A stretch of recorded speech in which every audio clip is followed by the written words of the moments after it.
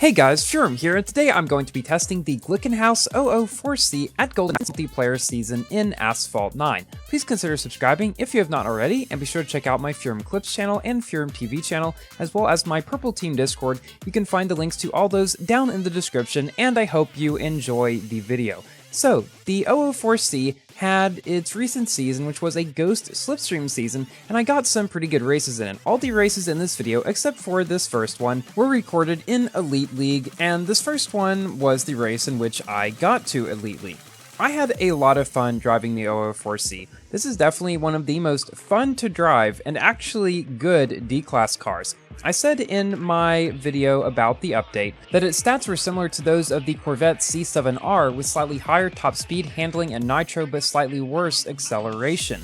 Now, this definitely seemed to hold up. The car goes 201 miles per hour, which is pretty good for Class D, but the biggest thing I noticed that was different than either the Furai or the Corvette is that this car actually seems to handle and drift fairly competently for a high-end D-Class car.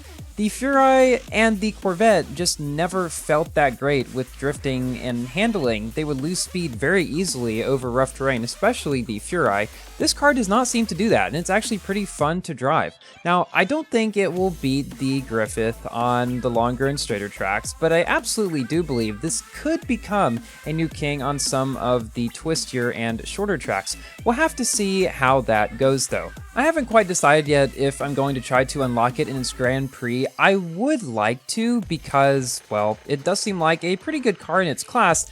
However, that does mean I will probably have more competition. The last Grand Prix, I was able to get the R390 GT1 without too much of an issue, but that car really wasn't all that great in its class, whereas this car is. So that's why I'm thinking this one might be a bit more difficult to get. If I'm able to do decently in the first couple of rounds or so, possibly I'll go for it, but I can imagine I probably would have to upgrade it to 2 or 3 stars in order to get the car. And the issue with that is I don't have a ton of tokens right now, and I kind of want to save it for something else. So again, we'll see how it goes. But this is definitely one of the cars that I would recommend people go for if they don't have to spend an exorbitant amount of tokens on it, because I definitely think it will be one of the new best cars in D-Class. And speaking of good D-Class cars, I finally was able to unlock the Volkswagen IDR, or the Electric R as the game calls it for some reason, through the Clash store. The key was 5,150 Clash tokens, and after Legions United won our last Clash, I finally had enough to be able to get it, and now I have my 122nd car, the IDR.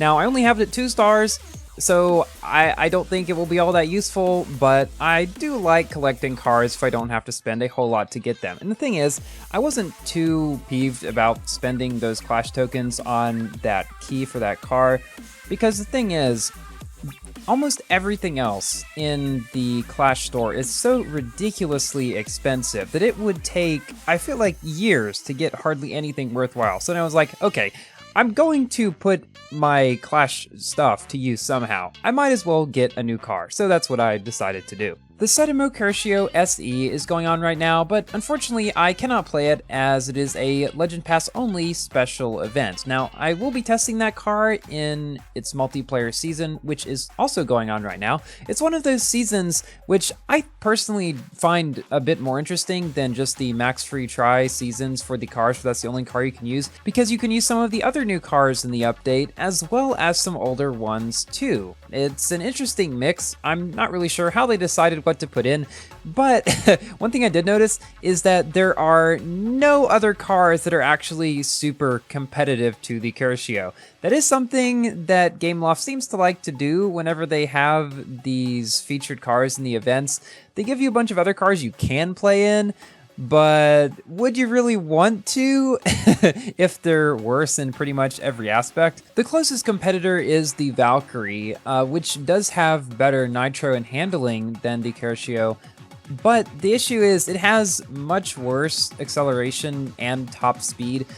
So while it may be able to do well on more handling-oriented tracks, I think the Curcio would be able to beat it on almost everything else, especially if there are long straights and stuff like that.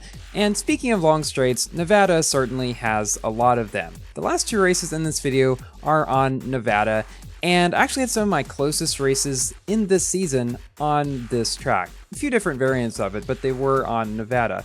And one thing I noticed is this specific combination of having a max free try of just one car and go slipstream makes for some of the closest races consistently throughout the season that you have, or at least that I've had from my experience in almost any season. Because the thing is, since everybody's going about the same speed, you're able to follow each other's slipstream for a lot of the time. And then what happens is when one person gets ahead, everybody follows his slipstream. When he runs out of nitro, somebody else gets slightly ahead, then everybody can surf on his slipstream. And it just goes back and forth like that throughout the entire race. And this is one of the reasons why I love Ghost Slipstream so much, particularly in one of these max free try seasons, because you get races like this one, which are so neck and neck down to the very end of the race, which you definitely don't get quite as often otherwise. We do take the win here, but only by a few frames. Now on to our final race in the video, which is also on Nevada, in which I will give my general review about the Glickenhaus. This car, I have to say, is definitely one of the most fun experiences I've had driving a D-Class car in Asphalt 9 recently. When I was driving it, I forgot I was driving a D-Class car, and I thought I was driving a C or a B-Class car. Don't ask me why, but that's just how I felt while driving it. I would definitely say that this will be a decent one to go for, even if you have like the Furai and cars like that maxed out, largely for future proofing. I mean, especially if you don't want to spend a whole lot of tokens in order to get it in its Grand Prix. That's one thing that I like to do in this game a lot of the time. Even if I don't think I'll be able to get a new great car at max or close to it, I'll at least try to unlock it, because oftentimes it's a lot easier to get blueprints for a car later than it is to unlock them. So that is what I would recommend a lot of people to do with this car. At least try to unlock it in its Grand Prix if you can without spending too many tokens on it. And then later, if you decide you want to spend tokens on it, maybe you can. Also, just a little side note before I end off the video, I recently got a new phone. My OnePlus 7 Pro, which I've had for 2.5 years now, was recently giving me battery issues and some other problems, so I picked up a OnePlus 10 Pro on the Black Friday sale. Been using it a lot today, and it's been a lot of fun. So guys, yeah, thank you all so much for watching the video. Please like it if you've enjoyed, and consider subscribing for more Asphalt, Forza, Minecraft, and other games content, and I'll see you in my next video. Goodbye!